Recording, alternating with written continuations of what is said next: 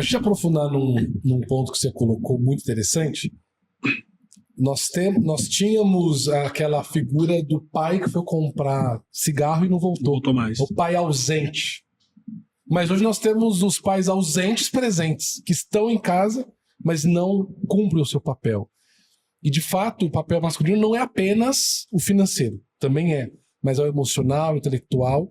O pai é aquele que precisa, o homem é aquele que precisa criar um ambiente doméstico favorável para o florescimento da sua esposa e dos seus filhos.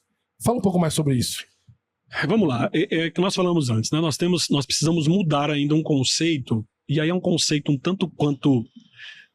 Eu creio que vocês vão entender o que nós vamos falar aqui, né? Um conceito mais machista, né? O machismo na ideia de que existe uma perversão do que é a masculinidade, né? Então, se na feminização nós temos uma distorção, nós temos no machismo uma perversão do uso equivocado da masculinidade. Então nós fomos ensinados de que o homem, um pai exemplar, é o pai que simplesmente consegue trazer para dentro de casa o que é necessário para a sobrevivência. Mas a grande pergunta é se os nossos filhos precisam apenas do que é material. Se você falar que sim, ok, você cumpriu o seu papel de pai. Como cristão, nós entendemos que não é só esse o papel. A provisão é um dos. Qual que é o outro papel? Vamos pensar aqui na questão do pastoreio dentro de casa. É função do pai guiar. Então, eu sempre digo que a primeira pessoa no domingo a acordar em casa e acordar a família preparando para ir para o culto é do pai. É função do pai. É o pai que tem que fazer isso. O pai é o pastor, o pai que tem que conduzir a família para a igreja.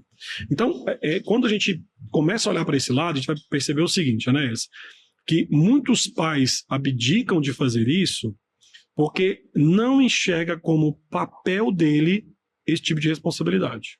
E aí nós vamos voltar ao ponto anterior. Nós estamos o quê? Nós estamos caminhando para um tipo de paternidade que ela é mediada pela mãe. Você só toma conhecimento do seu filho, o que o seu filho estuda, o que o seu filho aprende, o que o seu filho fez e deixou de fazer, porque a mãe te comunica. Isso está errado. Eu tenho que ter ciência do que meu filho está fazendo, o que ele está vivendo, quais são os pecados que ele está cometendo, quais são as falhas morais que ele está desenvolvendo, para que eu possa, como pai, exercer disciplina e pastoreio sobre isso.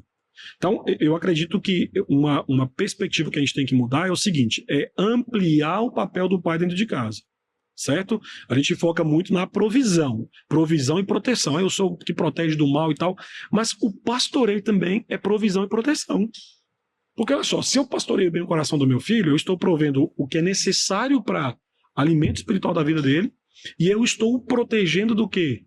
Do perigo, do mal, do pecado, de decisões equivocadas, de decisões imorais. Então, a gente tem que entender que esse tipo de provisão não é apenas físico, mas, acima de tudo, espiritual. Por que isso? Porque pode ser que, no exercício da sua masculinidade e paternidade, você, por exemplo, fique desempregado. Você vai deixar de ser pai porque a sua principal função, que é a provisão, ela não está sendo exercida. Se você for um pai que acredita apenas na provisão como a maior demonstração da paternidade, realmente, né? Mas para nós cristãos não, para nós cristãos é muito mais amplo, né? Então, eu acho que o ponto principal é deixar de ver a masculinidade de forma reducionista, apenas provisão material. Paternidade cristã, ela é muito mais ampla do que isso. Lembra, nós estamos falando aqui de formar, vamos pegar o termo do livro de vocês, forjar coração. E aí como é que você forja um coração, um coração cristão no coração do seu filho, se não com convivência? Não tem como você discipular alguém com quem você não convive. Vamos pensar aqui no alguém forjando uma cutelaria. Eu faço um pouquinho hoje, daqui a um ano eu volto.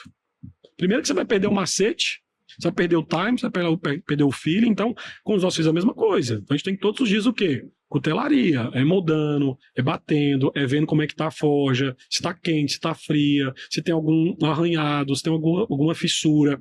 E como é que a gente faz isso não convivendo? Então, o ponto aí principal é o pai entender que a paternidade ela é muito mais ampla do que apenas o aspecto físico, financeiro e material.